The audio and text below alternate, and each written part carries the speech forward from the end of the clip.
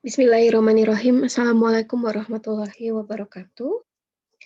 Ini adalah pertemuan kedua untuk diplomasi. Kita masuk ke materi yang pertama. Saat saya rekaman, kondisinya sedang hujan. Semoga suara hujannya tidak masuk sehingga bisa terdengar dengan jelas. Oke, untuk materi pertama ini kita akan belajar tentang, akan saya dibagi dua video ya. Video yang pertama ini kita akan belajar tentang understanding the basic science of diplomasi. Jadi kita ilmu-ilmu dasar diplomasi dulu. Mulai dari seberapa penting sih diplomasi dipelajari hingga apa itu diplomasi dan bagaimana konteks-konteks diplomasi dalam hubungan internasional. Oke, yang pertama, kenapa sih kita perlu belajar yang namanya diplomasi? Saya gambarkan dengan beberapa isu yang kemudian menjadi major issue dan itu penting di dalam perpolitikan internasional. Pertama contohnya adalah kalau kita berbicara tentang isu ekonomi, yang dimana kalau kita bicara isu ekonomi, maka kita bisa lihat di gambar yang sebelah kiri yang saya tampilkan di slide ya, yang sebelah sini. Saya menggambarkan kondisi ekonomi di tahun 2015, di mana di tahun ini terjadi yang namanya pergeseran ekonomi dari West ke East. Dari yang mostly dikuasai oleh negara-negara Barat, ya US dan Europe, mulai bergeser ke negara-negara Timur atau Asia. Atau mungkin kalian kenal dengan nama The Rise of Asia, gitu ya. Kemudian kebangkitan Cina, gitu. Tiger Asia, India, Singapura, dan seterusnya. Kita lihat dari 2003 yang isinya itu adalah kalau bisa dikatakan 5 besarnya itu adalah negara dunia pertama dan kedua, yaitu negara-negara yang terlibat dalam perang dunia, US, Japan, Germany, France, UK, bergeser ketika di tahun 2015 Cina mulai menduduki posisi ketiga. Kemudian muncul South Korea di 10 besar, India di 10 besar. Nah, apa sih kaitannya dengan diplomasi fenomena ekonomi ini? Bisa dikatakan kemudian pergeseran atau perubahan konteks negosiasi di level petinggi-petinggi negara di level internasional itu bergeser dengan adanya pergeseran ekonomi.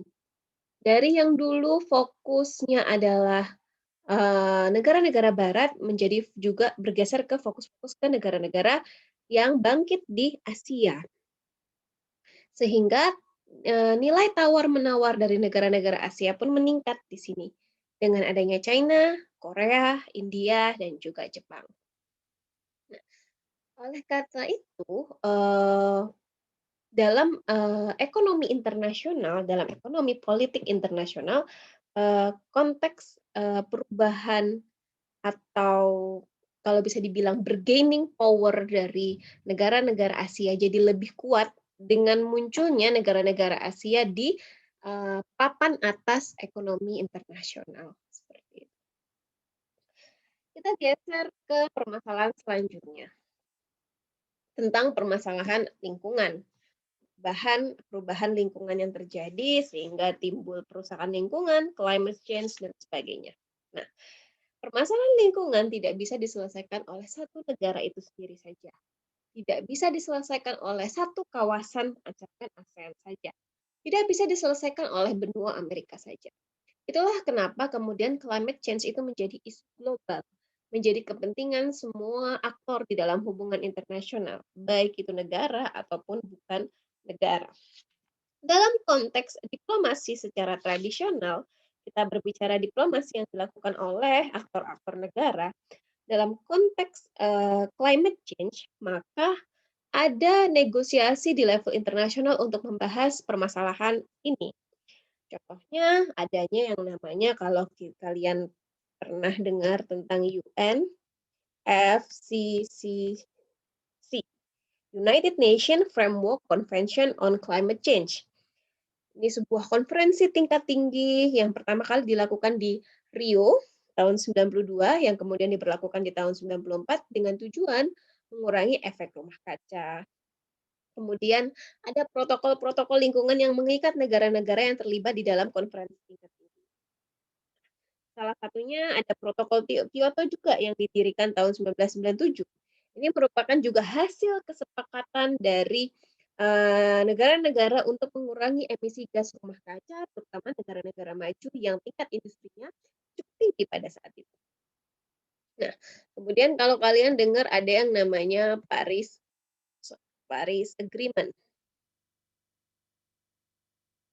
Paris Agreement ini juga hasil dari yang namanya diplomasi atau negosiasi. Sebuah konferensi yang membahas tentang perubahan iklim ya di tahun 2015 di Paris. Kalau kalian sudah pernah tahu tentang bagaimana negara-negara ini combat climate change, kemudian bagaimana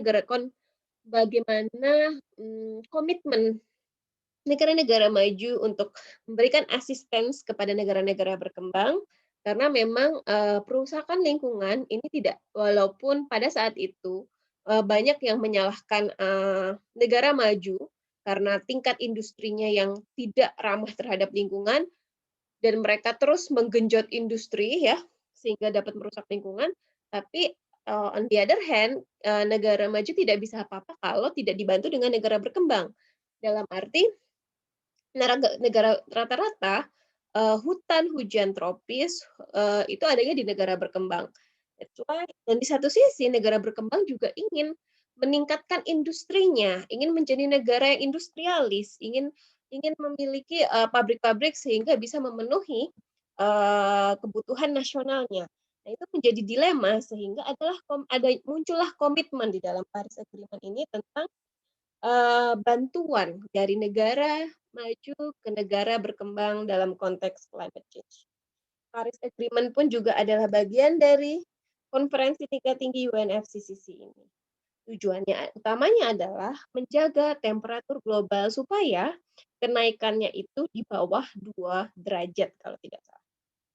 Nah, terlepas dari itu semua, ternyata pelaksanaan dari konsensi-konsensi di level internasional untuk lingkungan tidak semulus itu. Yang namanya negara, kalau kalian mempelajari tentang realis ya, sudah bersinggungan dengan realis, negara itu punya rasionalisasinya, negara itu anarkis, mereka akan mengutamakan yang namanya national interest, sebagaimanapun yang namanya negara pasti tidak ada yang ingin dirugikan. Dalam proses negosiasi itu pun pasti ada kendalanya. Di mana kalau kita bicara Paris Agreement saja gitu ya, di zaman Trump kemarin bahkan Trump keluar dari Paris Agreement ini. Karena dianggap bahwa perjanjian ini merugikan Amerika Serikat. Dan Amerika Serikat punya kepentingan sendiri merencanakan untuk menginisiasikan kesepakatan baru yang lebih menguntungkan Amerika Serikat dan juga dalam konteks climate change. Nah, ini adalah dinamika dari diplomasi itu sendiri. Oke. Berikutnya, kita bicara ke konflik berikutnya. Bicara konflik Arab Spring, yang mungkin sebagian dari kalian sudah tahu, bagi yang concern di Timur Tengah ya, gelombang revolusi yang terjadi, unjuk rasa, protes yang dimulai di akhir tahun 2010, dimulai dari Tunisia, merembet ke Mesir, Libya, Bahrain, Suriah, Yaman, dan seterusnya. Negara-negara yang ingin menumbangkan rezim, menggulingkan presidennya, dan seterusnya. Apa sih dampaknya? Apa kaitannya dengan diplomasi? Karena hal-hal yang terjadi di Timur Tengah,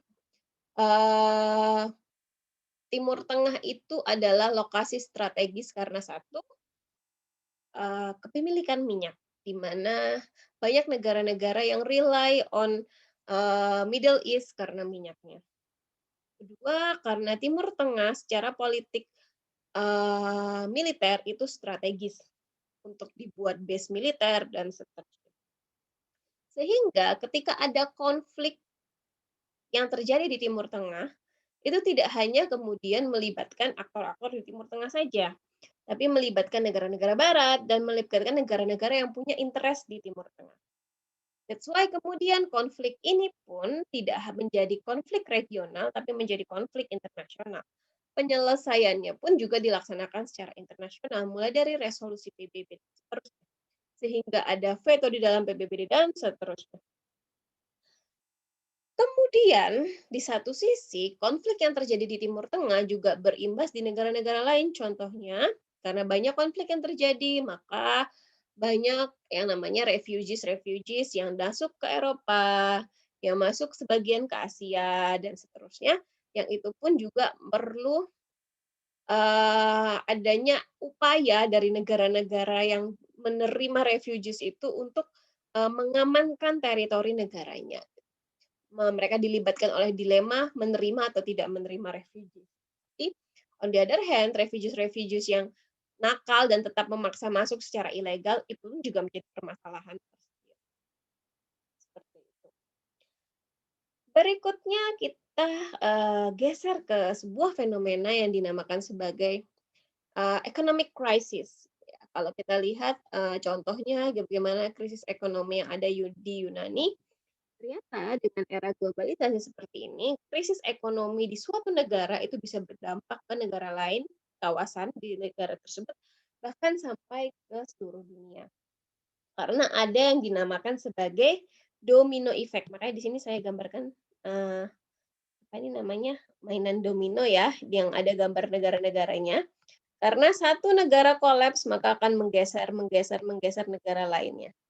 Itulah kenapa ketika Yunani krisis yang namanya EU itu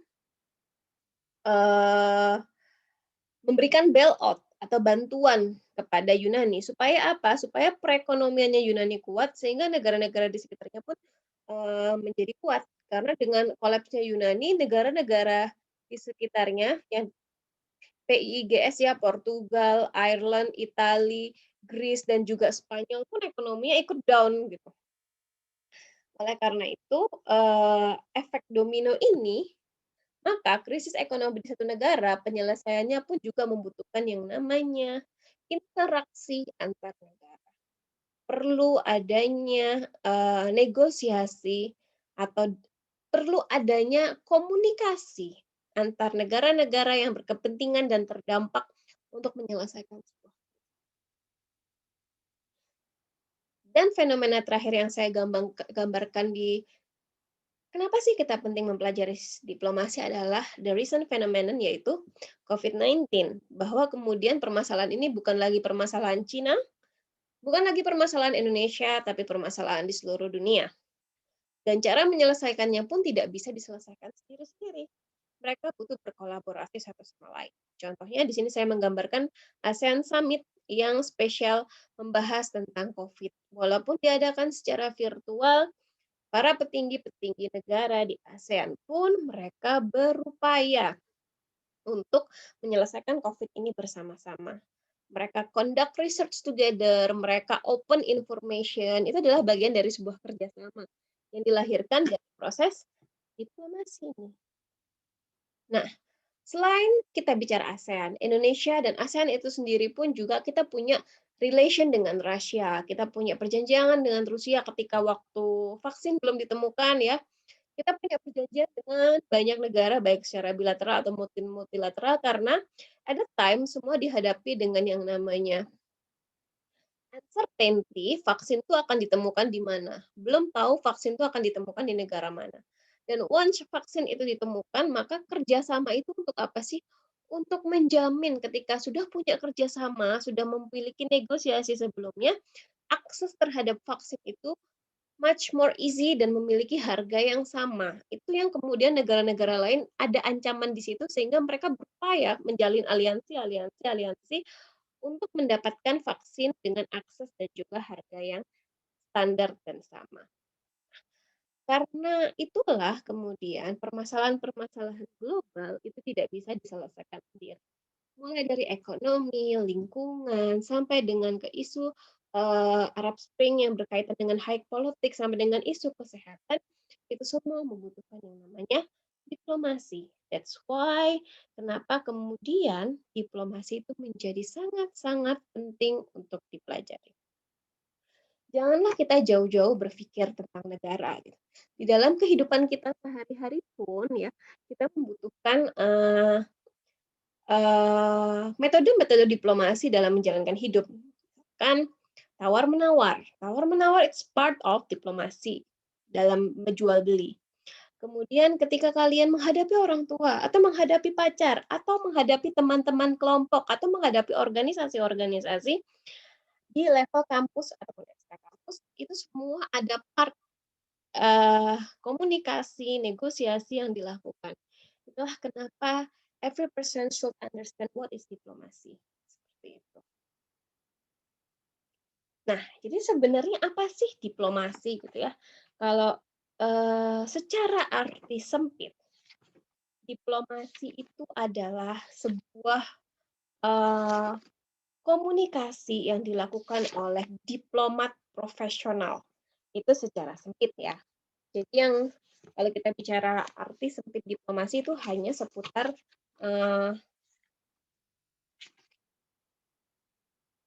praktek diplomat profesional. Tapi kalau kita bicara dalam konsepsi yang luas, ya, diplomasi itu lebih banyak tentang proses komunikasi, sistem komunikasi, masyarakat internasional. Tidak spesifik kepada diplomat saja. Dan memang kalau dalam konteks diplomasi banyak kaitannya nanti dengan kebijakan luar negeri. Nah, kalau dari pakar-pakar, di sini saya menuliskan beberapa pakar dari ada Hadley Bull mengatakan bahwa the conduct of relations between states and other entities, official agents, and peaceful means. Berarti ini arti dalam konteks sempit. Between states, official agent, and peaceful means. Such conduct of relation by professional diplomat. Ini berarti dalam arti sempit. Oke. Dari Sir Harold Nicolson, karena memang mereka mendefinisikannya di tahun-tahun segini ya, di tahun-tahun di mana state is the only actors yang paling berkuasa. Gitu. Diplomacy is the management of international relation by negotiation, by ambassadors and envoys ya atau utusan, the business or art of the diplomats.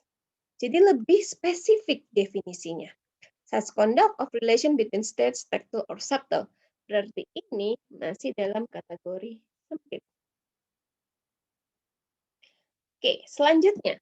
Dari Sir Ernest Tatum, alamas tahun 1929 ya. Diplomacy is the application of intelligence and tact to the conduct of a relation between the government of dependent states, extending sometimes also to their relation with vassal states, or more briefly still, the conduct of business between states by peaceful means. Atau Lord Strang mendefinisikannya adalah the conduct of relation between the government of states by officially accredited representative. Jadi kalau kita melihat definisi diplomasi dari para pakar terdahulu yang memang hidup di era perang, diplomasi is all about states and its representative dengan tujuan yang namanya perdamaian. Kata-kata peaceful itu muncul di banyak definisi. Jadi relation yang dilakukan oleh states perwakilannya atau utusannya dengan tujuan perdamaian. Ini definisi paling basic dari diplomasi. Nah, tapi pada perkembangannya nanti kita bisa melihat ya dari definisi yang basic ini menjadi ke definisi yang lebih luas bahwa diplomasi is not only the communication between representative or envoys, tapi juga diplomasi memiliki definisi yang cukup luas karena memang pada prakteknya dan perkembangannya nanti ada yang namanya diplomasi publik. Nah, kalau state ini nanti kalian namanya adalah track one diplomasi. Track one diplomasi. Nah, nanti kita akan belajar ada track two, ada multi track. Nah, itu yang tidak based on state.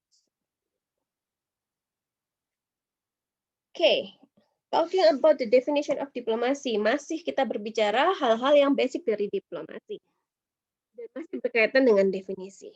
Kalau kita lihat dari definisinya tadi yang adalah the communication among states ya, maka hal yang paling mendasar dari diplomasi of course adalah bentuk komunikasi. Jadi komunikasi antar aktor-aktor yang diakui secara internasional ya, Komunikasi yang dilakukan oleh entitas-entitas yang diakui untuk memproduksi, manage, distributing public goods. Itu adalah definisi dasarnya. Nah, kalau kita bicara dalam konteks komunikasi, pasti yang namanya diplomasi adalah komunikasi, baik itu dua arah ataupun satu arah, baik itu bilateral ataupun multilateral, semuanya pasti komunikasi.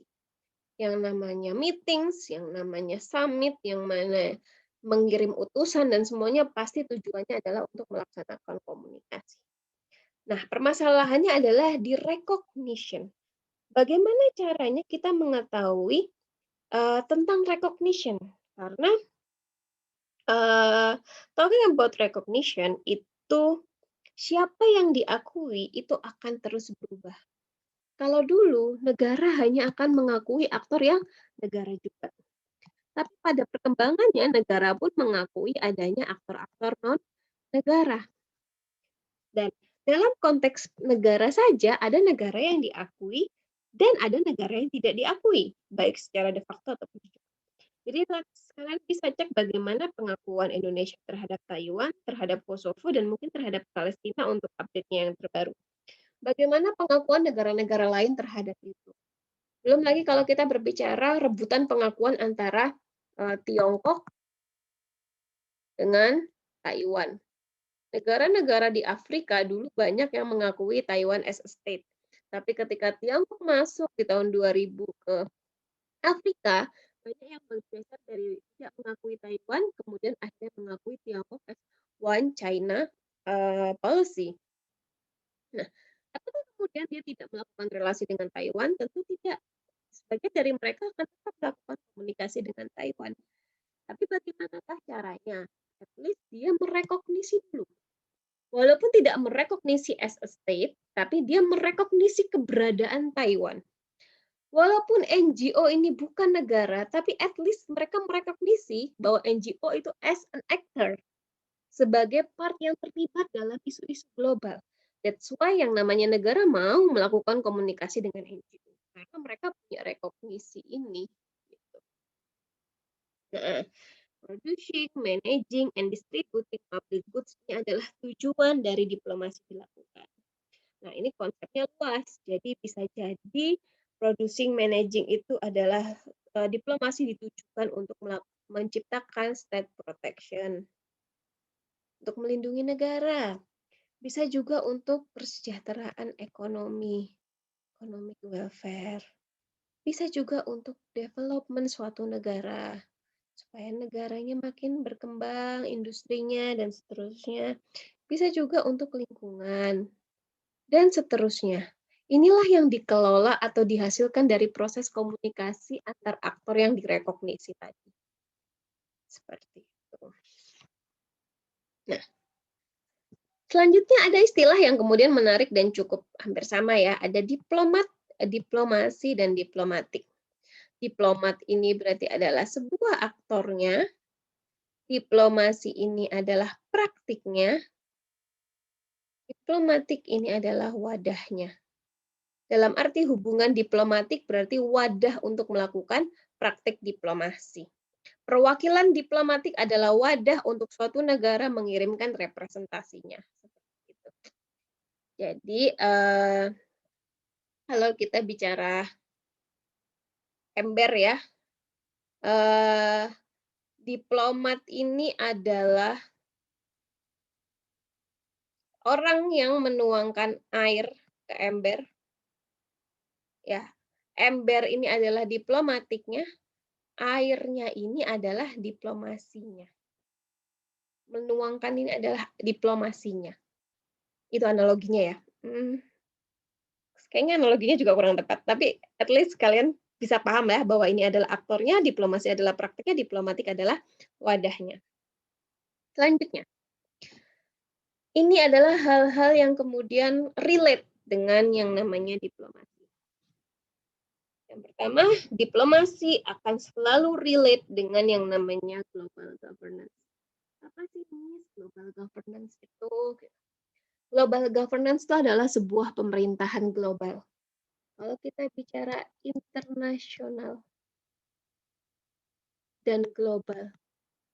Looks like similar, tapi actually not. Internasional itu lebih konteksnya memang luas, tapi lebih cenderung membahas tentang the relation among states. But if you are talking about global, every actors, jadi di sini tuh multi actors. Every actors can be a stakeholder in global issue. Nah, global governance adalah sebuah pemerintahan global yang isinya tidak hanya dikelola oleh pemerintah atau negara, ataupun kelompok negara, tapi juga di regulate oleh aktor-aktor seperti non-negara seperti MNC, NGO, dan sebagainya. Dan diplomasi has to deal with this one, global governance. Berikutnya, kalau kita bicara global governance, makanya kalau kita bicara diplomat, dia harus bisa berinteraksi dalam beragam kebijakan yang dikeluarkan negara dan juga harus bisa berinteraksi dengan beragam aktor. Nah, kalau kita bicara tentang diplomasi and foreign policy analysis. Kalau kita bicara tentang FPA, yang namanya diplomasi itu akan kaitannya dengan kebijakan luar negeri, di mana tujuan diplomasi itu adalah diformulasikan di dalam negeri untuk diimplementasikan di arena internasional. Sehingga yang namanya foreign policy analysis ini pasti basicnya masih berkaitan dengan kepentingan nasional yang dituangkan dalam foreign policy. Seperti itu. Nah, yang terakhir, yang namanya teori dalam hubungan internasional itu juga berkaitan dengan ilmu diplomasi. Bagaimana negara yang bersifat realis, liberalis, gitu ya, dan teori-teori AR mainstream lainnya, ini semua dapat menjelaskan fenomena diplomasi. Makanya kalian harus mendapatkan ini dulu, makanya belum saya jelaskan, kalian harus tamat dulu teori-teori HI, yang itu akan kalian dapatkan di semester 3, dan nanti kalian akan bisa mendapatkan gambarannya, bahwa praktek-praktek diplomasi pasti erat kaitannya dengan yang namanya teori-teori HI. Seperti itu. Oke. Diplomasi juga akan kaitannya dengan 4 hal ini. Yang pertama adalah the need for communication. Kenapa sih negaranya itu menciptakan embassy di negara lain gitu ya? Karena memang negara ingin berkomunikasi satu sama lain. Mereka punya motif, mereka punya interest. Kenapa sih negara mau berkomunikasi dengan aktor non-negara? Ya karena memang mereka punya interest gitu ya. Mereka punya kepentingan, masing-masing aktor punya kepentingan, sehingga diplomasi pasti mereka melakukan karena mereka butuh melakukan untuk berkomunikasi satu sama lain. Kadang mereka berkomunikasi untuk meloloskan kepentingan nasional gitu ya, dan seterusnya. Berikutnya, diplomasi akan erat kaitannya dengan proses negosiasi internasional. Nah, biasanya karena memang biasanya untuk kepentingan nasional, mereka melakukan negosiasi untuk meloloskan the needs of national interest tadi di dalam level internasional seperti itu. Karena memang diplomasi dilakukannya di dalam sistem internasional yang bagaimana? Sistem internasional yang multi aktor itu tadi. Kemudian simbolik representation. Diplomasi erat kaitannya juga dengan hal-hal yang bersifat simbolis. Karena terkadang praktek diplomasi itu juga dilakukan karena simbolis, karena ada hubungan diplomatiknya, karena memang ada summit-nya yang secara regularly diadakan, sehingga mereka melakukan hubungan-hubungan diplomatik karena memang ada representasinya secara simbolis. Yang terakhir adalah change in diplomacy. Diplomasi itu sifatnya dinamis. Setiap kali ada event maka dia akan berkembang. Dia tidak stagnan. Apa saja sih yang berkembang dari diplomasi dari zaman nenek moyang, dari zaman kuno sampai dengan sekarang? Yang pertama adalah aktornya, of course. Kita sudah sering membahas bahwa aktornya berkembang, yang dulu state menjadi non-state. Sifat, sifat apa sih yang berubah? Sifat ancaman atau perang yang berubah.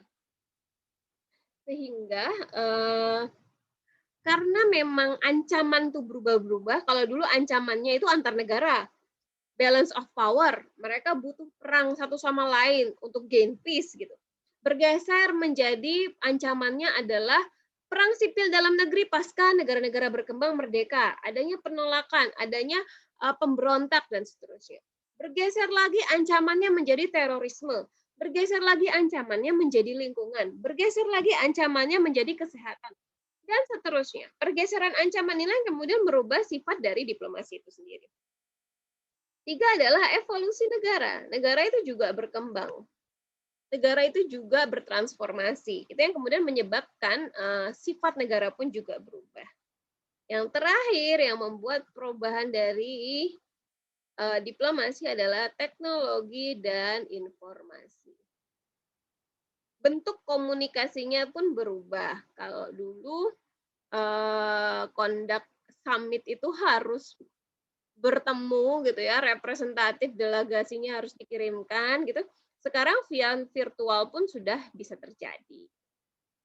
Itulah dulu memformulasikan kebijakan itu cukup membutuhkan waktu yang lama gitu. Sekarang dengan proses komunikasi yang cukup mudah, maka menyelesaikan agreement tuh jauh lebih kompleks, lebih compact dan lebih cepat. Dulu proses ratifikasi itu dokumen harus dipindah-pindahkan dengan metode pemindahan dokumen yang lama, sekarang proses ratifikasi sudah bisa dilaksanakan lebih cepat. Nah, itu adalah perubahan-perubahan yang terjadi di diplomasi. Oke, ini adalah basic ilmu dari diplomasi. Selanjutnya kita akan mempelajari tentang sejarahnya supaya kalian bisa melihat perkembangannya.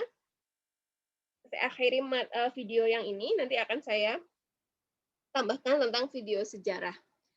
Semoga bermanfaat. Terima kasih. Wassalamualaikum warahmatullahi wabarakatuh.